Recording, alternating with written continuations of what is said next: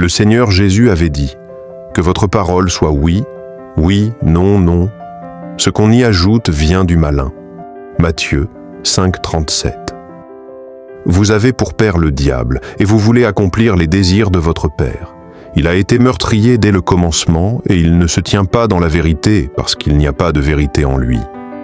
Lorsqu'il profère le mensonge, il parle de son propre fond, car il est menteur et le père du mensonge. Jean 8, 44. Dieu Tout-Puissant dit « Dans leur vie de tous les jours, les gens racontent souvent des bêtises, des mensonges, et des choses qui relèvent de l'ignorance, de la stupidité ou de la justification. La plupart de ces choses sont dites par vanité et par orgueil, pour satisfaire le propre ego de ces gens-là. Exprimer de telles faussetés révèle leur tempérament corrompu. Si tu résolvais ces éléments corrompus, ton cœur serait purifié et tu deviendrais progressivement plus pur et plus honnête. En réalité, les gens savent tous pourquoi ils mentent. Au nom d'un gain personnel et de l'orgueil, ou bien par vanité et pour le statut, ils essaient de rivaliser avec les autres et de se faire passer pour ce qu'ils ne sont pas. Au bout du compte, leurs mensonges sont toutefois révélés et exposés par les autres, et ils finissent par perdre la face, ainsi que leur dignité et leur personnalité. Tout cela est dû à une quantité excessive de mensonges. Tes mensonges sont devenus trop nombreux. Chaque parole que tu dis est frelatée et affectée, et pas une seule ne peut être considérée comme vraie ou honnête.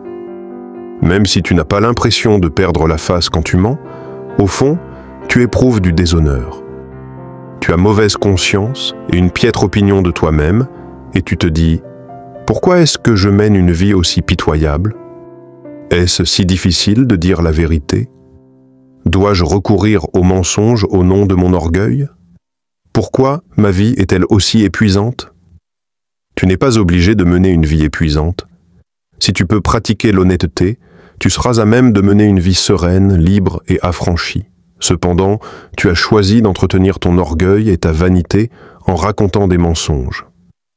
Par voie de conséquence, tu mènes une existence ennuyeuse et misérable que tu t'infliges à toi-même.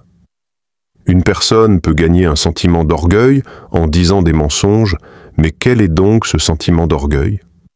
Ce n'est qu'une chose vide qui n'a aucune valeur. Dire des mensonges signifie brader sa personnalité et sa dignité. C'est se dépouiller de sa dignité et de sa personnalité. Cela déplaît à Dieu et il le déteste. Cela en vaut-il la peine? Non. Est-ce le bon chemin? Non. Ceux qui mentent fréquemment vivent selon leur tempérament satanique. Ils vivent sous le pouvoir de Satan. Ils ne vivent ni dans la lumière, ni dans la présence de Dieu. Tu passes ton temps à réfléchir à la manière de mentir et, après avoir menti, tu dois réfléchir à la manière de dissimuler ce mensonge. Et quand tu ne dissimules pas assez bien ton mensonge et qu'il est exposé, tu dois te creuser la tête pour essayer de résoudre les contradictions et rendre tout cela plausible. N'est-ce pas fatigant de vivre ainsi?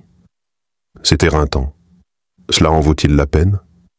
Non, cela n'en vaut pas la peine. Se creuser la tête pour dire des mensonges et pour les dissimuler ensuite, tout cela au nom de l'orgueil, de la vanité et du statut, quel sens cela a-t-il? Finalement, tu réfléchis et tu te dis « à quoi bon ?»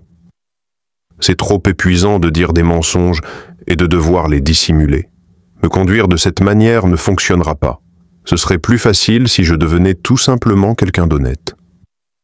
Tu désires devenir quelqu'un d'honnête, mais tu n'arrives pas à abandonner ton orgueil, ta vanité et tes intérêts personnels. Tu ne peux donc que recourir au mensonge pour maintenir ces choses en place. Si tu t'imagines que les mensonges peuvent entretenir la réputation, le statut, la vanité et l'orgueil que tu désires, tu te fourvoies complètement. En réalité, en mentant, non seulement tu ne parviens pas à préserver ta vanité, ton orgueil, ta dignité et ta personnalité, mais plus grave encore, tu passes à côté de l'occasion de pratiquer la vérité et d'être quelqu'un d'honnête. Même si, sur le coup, tu réussis à ménager ta réputation, ton statut, ta ta vanité et ton orgueil, tu auras sacrifié la vérité et trahi Dieu.